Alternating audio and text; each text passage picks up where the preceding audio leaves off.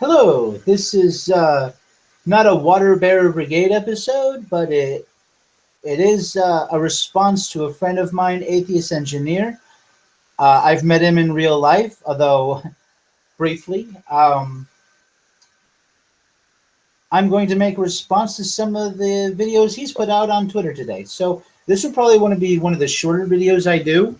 Usually the Water Bear Brigade episodes tend to last hours, and for those of you who cannot stomach such a long podcast, I apologize, but here we go.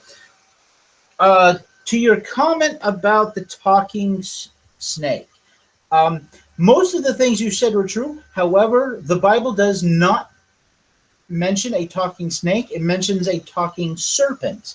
While this may seem, splitting cunt hairs here, it's actually interesting that there used to be a serpent that walked on four legs and then over the course of evolution lost those legs because they became, I guess, less valuable or whatever. You understand the process of evolution. I don't need to explain it to you. I'm sure other people may need to look it up, especially if they're creationists, although they probably won't if they're creationists. Another thing you said in that video is that you'd have to believe in magic. Well, I happen to actually believe in magic. And the ironic thing about you saying that and me listening to it, I realized it wasn't directed at me. It was directed completely at somebody else. But the more I learn about science, the more I tend to believe in magic. Not that I'm disbelieving in science, but there is so much out there that is just mind-blowing that, and I'm not using magic as a euphemism here. I'm using it as its initial intention. I've explained this in other videos before, and I'm not going to do that now because it gets kind of lengthy. But to summation, this is usually the example I give. When you think about how microscopic the sperm cell is, and the egg being the size of a dot on a piece of paper made by a pencil, right? That turns into this incredibly large human being, right? It boggles my mind. And I believe I read somewhere that mice, their sperm is larger than elephant sperm. Like shit like that just boggles my fucking mind, right? And when you think about all the complexities that come into to make up people and all the interconnectedness that's throughout so many things, the more I tend to believe in science because I'm able to link all these things together. Every time I have a professor and I bring up something completely out of left field because of all the other things I've studied, and I have this ability to correlate things, right? So I ask my professors these questions and they just look at me like, where the fuck? He's like, I'll come back tomorrow with an answer. And you know the good professors versus the lazy ones, because the good ones come back with answers to your questions, right? So they've gone out and done as much research as they can, right, with their limited time, because, you know, they don't have a lot of free time either. And they try to come back with like the best answer they can. And it's usually half-assed, but it's the best they can do. And I respect them for it. But like still, like there's so much to science, and the more I learn, the more miraculous the universe seems. Although in another video, he talks about it being difficult to leave Christianity. For me, it was really, really easy.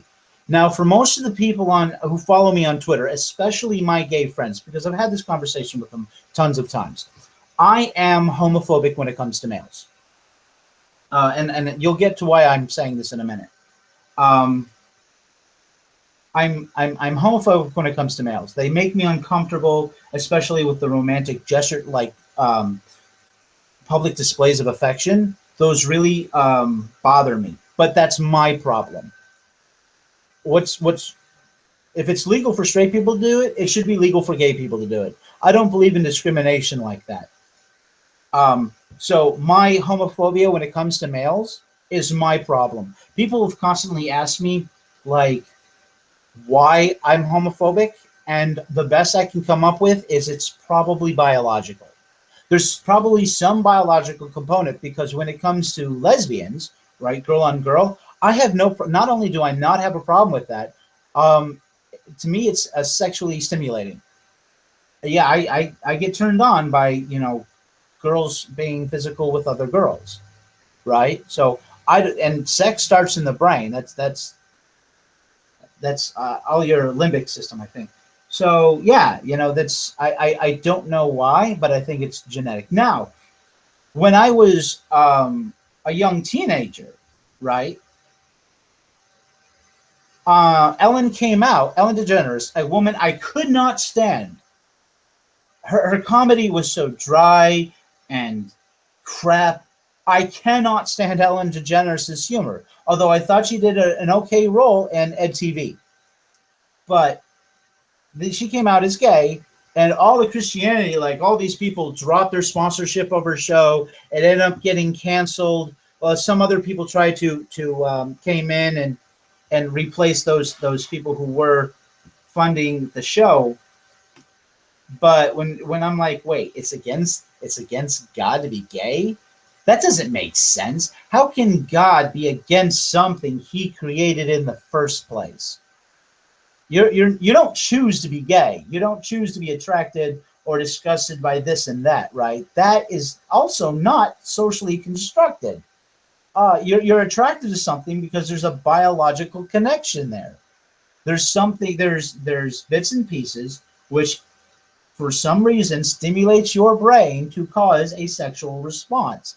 If you have no sexual response or repulsion, like I've talked to a lot of gay guys who are just repulsed by the vagina, they think it's gross and nasty and blah blah blah. Not all gay guys, but a lot that I've talked to, right? And I've had a lot of gay friends, right? So I don't let something like that get in the way. My reverend is gay. I don't have a problem with that. Um, except that I felt really stupid when I found out because there should have been so many clues there. And for some reason, I just didn't pick it up. But that's a different story for a different time.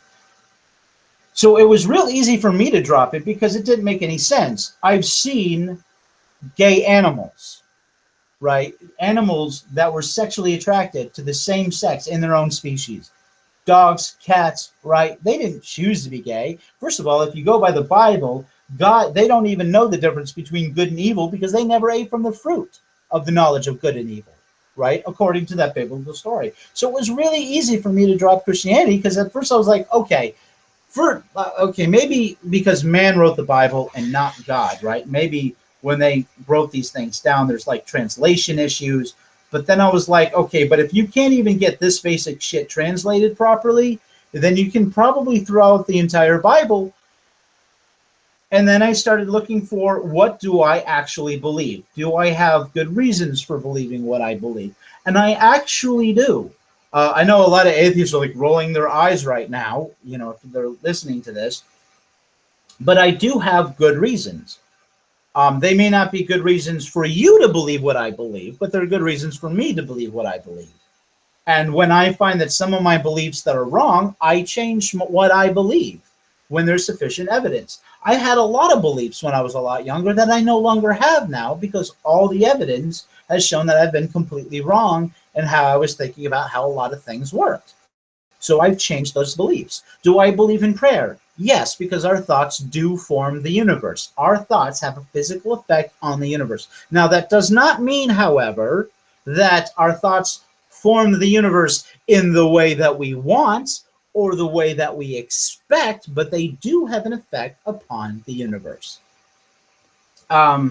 So it was a real slippery slope for me just to drop the Bible. The more I read about the Bible, the less I believed in it, which is something you hear from a lot of atheists, right?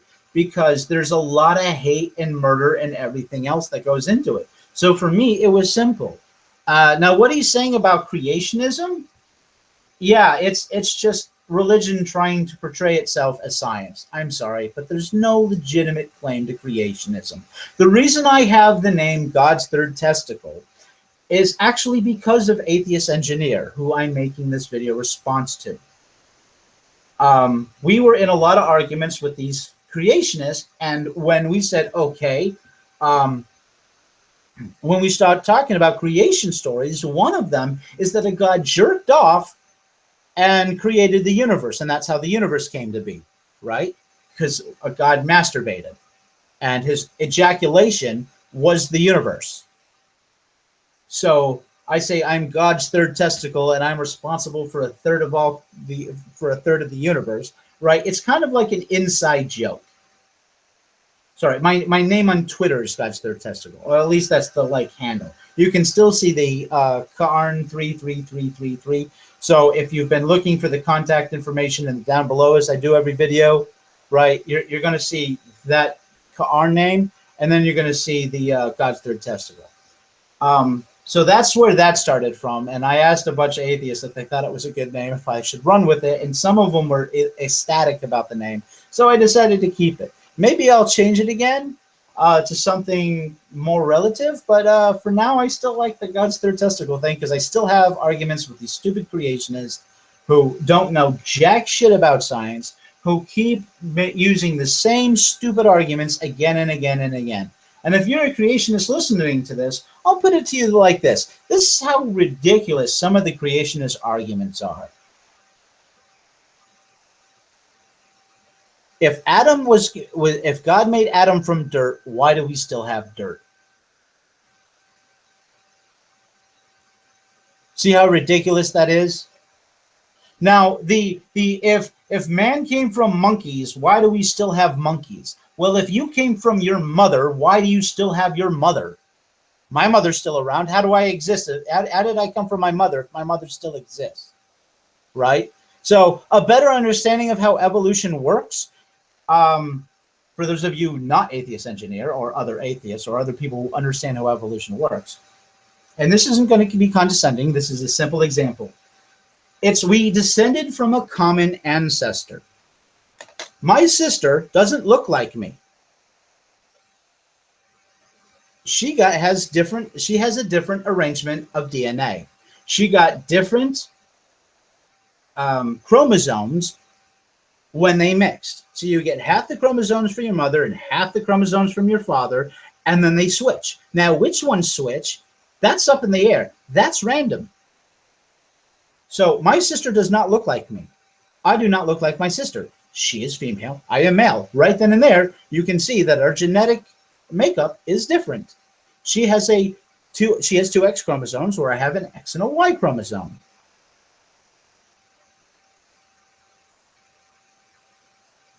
So what happens here, right? Already you can see there's a difference. Now, my sister and I both came from the common ancestor, my mother. Now, let's say I marry a black woman and my sister marries an Oriental woman. Now, let's say that both of us have children. One child is going to be half black, half white. The other child is going to be half Oriental, half white. Right? So then, let's say the black child then marries another black child and has their offspring. So now it's only a fourth black and three-fourths